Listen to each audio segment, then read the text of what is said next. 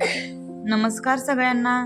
माझी लाडकी बहीण या योजनेसाठी लागणारी आवश्यक कागदपत्रे तर सर्वांनाच आता माहिती झालेत, परंतु हे कागदपत्रे सासरची लागतील की माहेरची लागतील यावर सगळ्यांचं कन्फ्युजन आहे। पतीचे लागेल की वडिलांचे लागेल हे सुद्धा एक कन्फ्युजन आहे। उत्पन्न दाखला, डोमोसाईल सर्टिफिकेट काढण्यासाठी कोणकोणती डॉक्युमेंट लागतील, डोमोसाईल आणि जन्म दाखला लागेलच का, हे सर्व कन्फ्युजन मी या व्हिडिओच्या माध्यमातून तुमचं दूर करणार आहे। त्यामुळे तुम्ही हा व्हिडिओ शेवटपर्यंत पहा आणि सर्वप्रथम चॅनलला सबस्क्राईब करून घ्या आणि व्हिडिओ आवडला तर व्हिडिओला लाईक करा। तर मित्रांनो, माझी लाडकी बहीण या योजनेसाठी लागणारी कागदपत्रे तुम्ही स्क्रीनवर बघू शकता। यामध्ये सर्वात जास्त कन्फ्युजन करणारे डॉक्युमेंट म्हणजे डोमोसाईल, जन्म दाखला आणि उत्पन्न दाखला, हे 3 डॉक्युमेंट सर्वात जास्त कन्फ्युजन करत आहेत। तर स्क्रीनवर तुम्ही बघू शकता कोणती डॉक्युमेंट लागणार आहेत। तर यातील आपण डोमोसाईल आणि जन्म दाखल्याचे कन्फ्युजन दूर करूया। तर अगोदरच्या व्हिडिओमध्ये मी तुम्हाला GR दाखवला होता, तर त्या GR नुसार तुमच्याकडे जन्म दाखला आणि डोमोसाईल यापैकी एक डॉक्युमेंट असणे गरजेचे आहे। आता खूप जण हे विचारत आहेत की जन्म दाखल्याच्या जागेवर शाळेचा दाखला चालेल का? तर GR मध्ये त्यांनी स्पष्ट दिलेले आहे की डोमोसाईल किंवा जन्म दाखला। तर शाळेचा दाखला जर लागला असता तर त्यांनी GR मध्ये स्पष्ट दिलेले असते की शाळेचा दाखला जोडा म्हणून, पण तसं काही त्यांनी GR मध्ये आपल्याला दिलेले नाही। GR मध्ये आपल्याला फक्त त्यांनी डोमोसाईल किंवा जन्म दाखला हेच सांगितलं आहे। तर आपल्याला GR प्रमाणेच डोमोसाईल जोडावे लागणार आहे। तर डोमोसाईलचं कन्फ्युजन तुमचं आता दूर झालेलं असेल।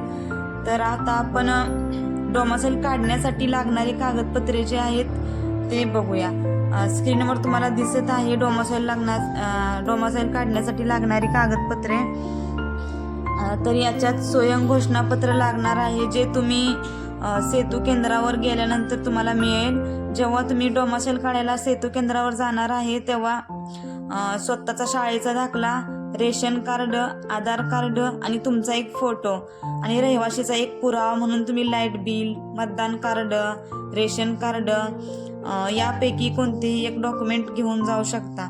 आता डोमोसाईल बद्दलही तुमचं कन्फ्युजन दूर झालेलं आहे असं मला वाटते। तरीही तुम्हाला काही अडचण असेल तर तुम्ही मला कमेंट करून कळवा, जेणेकरून मी तुमच्या प्रश्नाचं उत्तर देऊ शकते। तर आता आपण उत्पन्न दाखला काढण्यासाठी कोणकोणती डॉक्युमेंट लागतात हे बघूया। तर स्क्रीनवर तुम्हाला दिसत आहे की उत्पन्न दाखला हा आपल्याला तहसीलदारांचा काढायचा आहे। तर उत्पन्न दाखला काढण्यासाठी आपल्याला ही स्वयं घोषणापत्र हे आवश्यक आहे, जे तुम्हाला सेतू केंद्रावर गेल्यानंतरच भेटेल। रेशन कार्ड, आधार कार्ड, फोटो हे लागत असते। तर आता स्वयं घोषणापत्र हे तुम्हाला सेतू केंद्रावरच मिळणार आहे।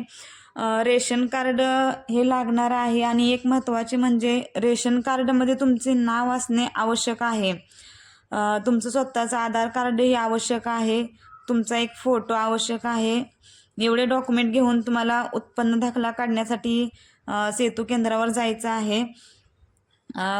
तर सर्वांना एक कन्फ्युजन होतं की उत्पन्न दाखला काढायचं म्हणजे तो कोणाच्या नावाचा काढायचा, पतीच्या नावाचा काढायचा की पत्नीच्या नावाचा काढायचा, ते कन्फ्युजन हे आता मी दूर करणार आहे। तर उत्पन्न दाखला हा कुटुंब प्रमुखाच्या नावाचा काढायचा आहे, म्हणजे पतीचा लागेल। ज्यांच्या कुटुंबात कुटुंब प्रमुख हे ज्यांचे सासू सासरे असतील तर त्यांनी सासू सासऱ्यांचाही काढला तरी चालतोय। ज्यांचे कुटुंब प्रमुख पती आहेत त्यांनी पतीच्या नावाचाच दाखला काढायचा आहे। आणि महत्त्वाचे म्हणजे दाखला काढताना कारण द्यायचं आहे की म्हणजे कुटुंब प्रमुखाच्या खाली लिहायचं आहे की दाखला कोणासाठी पाहिजे आणि कशासाठी पाहिजे, तर ते खाली तुमचं नाव येणार आहे। तर उत्पन्न दाखल्याचे तुमचं कन्फ्युजन दूर झालेलं आहे असं मला वाटतंय।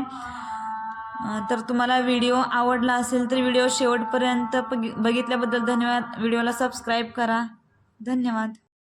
तर हा व्हिडिओ तुम्ही जास्तीत जास्त महिलांपर्यंत शेअर करा, जेणेकरून त्यांना या डॉक्युमेंटबद्दल माहिती मिळेल आणि त्यांचे कन्फ्युजन दूर होईल। व्हिडिओ आवडला असेल तर व्हिडिओला जास्तीत जास्त शेअर